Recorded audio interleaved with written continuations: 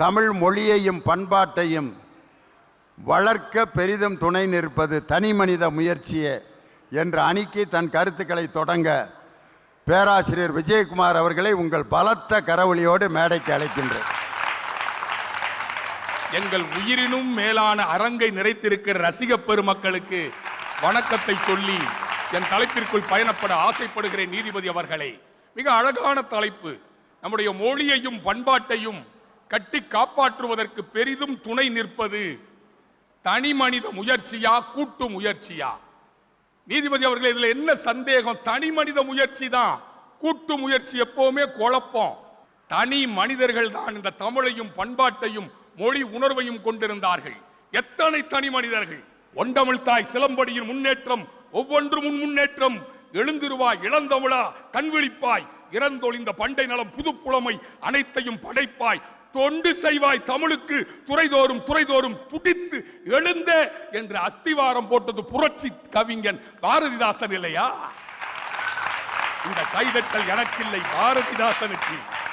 செத்தாலும் தமிழ் படித்து சாக வேண்டும், எந்த சாம்பலிலும் தமிழ் மணந்து வேக வேண்டும் என்று பாடிய மறவன் புலவு சச்சிதானந்தன் தனி மனிதன் இல்லையா?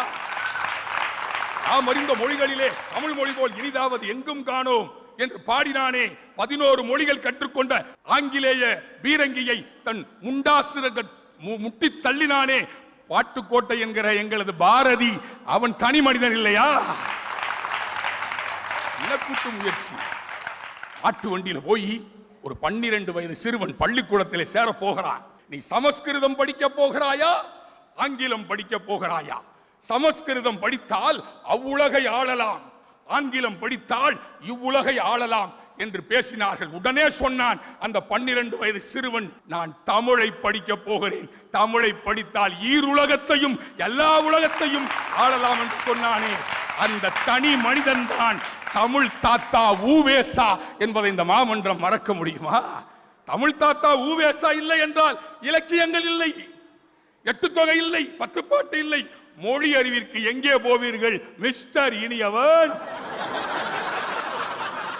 என்ன திடீர்னு சினிமா டயலாக் மாதிரி mister Iniyavan not this point, வக்கீலாவே மாறிட்டார். நீதிபதி அவர்களை, காசி அனந்தன் ஆகா ஒரு தனி மனிதன் ஒரு ராணுவ புரட்சியை கொண்டு வருகிறதை போல பாடுகிறானே. அந்த தமிழ் உணர்வுதான் எனக்கெல்லாம் மேடையிலே தமிழை கந்தக வரிகளாக சொல்லுகிற உணர்ச்சியை கொடுத்தது. இருப்பாய் தமிழா நெருப்பாய், நீ இருந்தது போதும் இதுவரை செருப்பாய். 10 தடவைகள் பாடைகள் வாரா, பதுங்கி கிடக்கும் புலியே தமிழா, செத்து மடிவது ஒரே முறைதான், சிரித்துக் கொண்டு செருக்களம் வாடா என்று பேசினானே அந்த காசி அனந்தன் தனி மனிதன் இல்லையா? ஆப்பிளிலே தொடங்குகிறது ஆங்கில பண்பாடு, அம்மா என்று தொடங்குகிறது தமிழ் பண்பாடு. அறிவை விரிவு செய், அகண்டமாக்கு, விசால பார்வையால் விழுந்து மக்களை, மானுட சமுத்திரம் நான் என்று கூவு. பாரதிதாசன் சொல்லிட்டே வர்றப்ப சொல்லுவான், மானுட சமுத்திரம் நான் என்று கூவு. இந்த உலகத்திலே இருக்கின்ற எல்லா ஆத்மாவையும் தானாக பார்க்கின்றவனின் குரல் அது. மானுட சமுத்திரம் நான் என்று கூவு என்பது குடும்பம், நாடு, மொழி, இனம் எதையும் தாண்டி. நீ என்பது குடும்பம் இல்லை, நீ என்பது நாடு இல்லை, நீ என்பது சமூகம் இல்லை.